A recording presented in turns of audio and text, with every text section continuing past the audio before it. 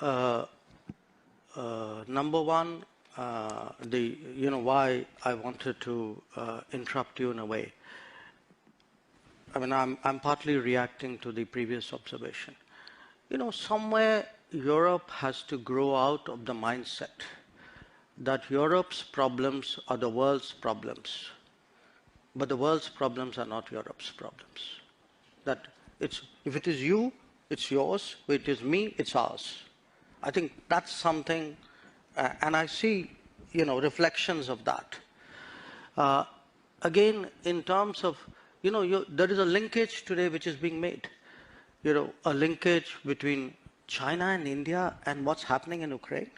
So come on, guys. I mean, China and India happened way before anything happened in Ukraine. So the Chinese don't need a precedent somewhere else in the world on how to, engage us or not engage us or be difficult with us or not be difficult with us. So as I said, I mean, I just see this as frankly a not very clever argument, a very self-serving one. This idea that, your grand strategy must be about how you will choose. I will do what, as all of us do. I will weigh the situation, everybody, after all, how do countries eventually make decisions? Mr. Jaishankar, there will always be two axes at this point. I think it's an understood, accepted fact that you have the West, US-led, you have China as the next potential axis. Where does India fit into this? Are you planning to not take a side? No, I'm sorry. That is exactly where I disagree with you. This is the construct you are trying to impose on me, and I don't accept it. I mean, I don't think it's necessary for me to join this axis or not, and if I'm not joining this, I must be with the other one. I don't accept that. I mean, I think I'm 1/5 of the world's population. I am today the 5th or 6th largest economy in the world. I mean, forget the history, civilization bit, everybody knows that. But I think I'm entitled to have my own side. I'm entitled to weigh my own, meaning you personally.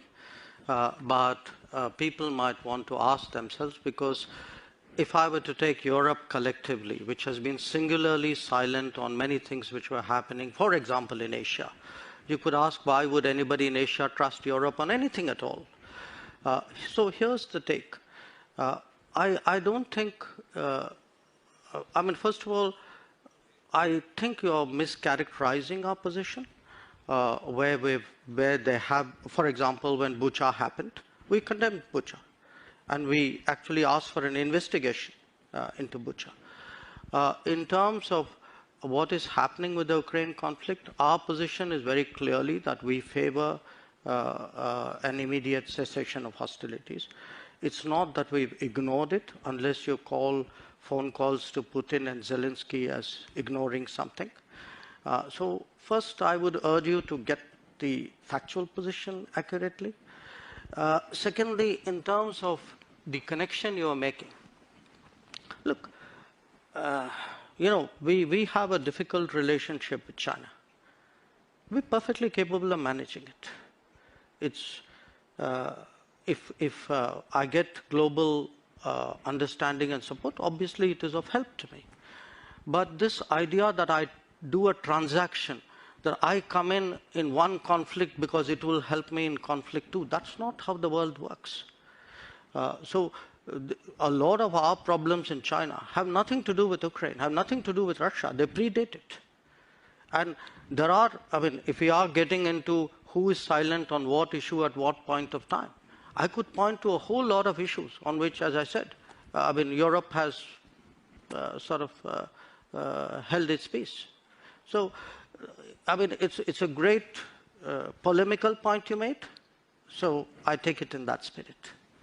I think as a follow-up to that, a lot of sitting on the fence is not an option to be a world leader. Look, I don't think we're sitting on the fence. Just because I don't agree with you doesn't make me sitting on the fence. It means I'm sitting on my ground. And my ground is actually, what are the big challenges of the world? Okay, big challenges of the world are climate change.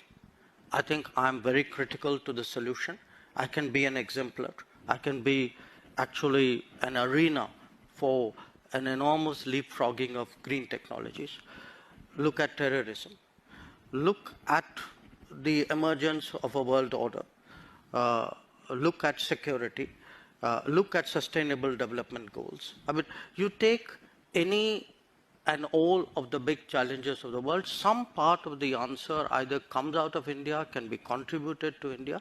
And again, I hate to say, it's a bit like a broken record, but look, a lot of things are happening outside Europe.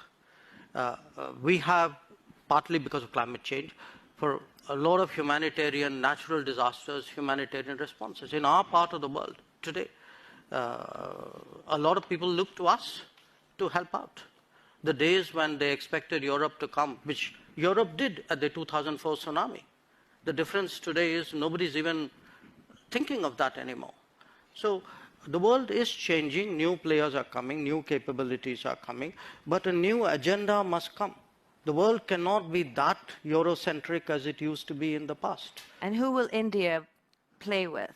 Will it be Europe and the US, or will it be China and Russia? Look, they're not exclusionary, but we are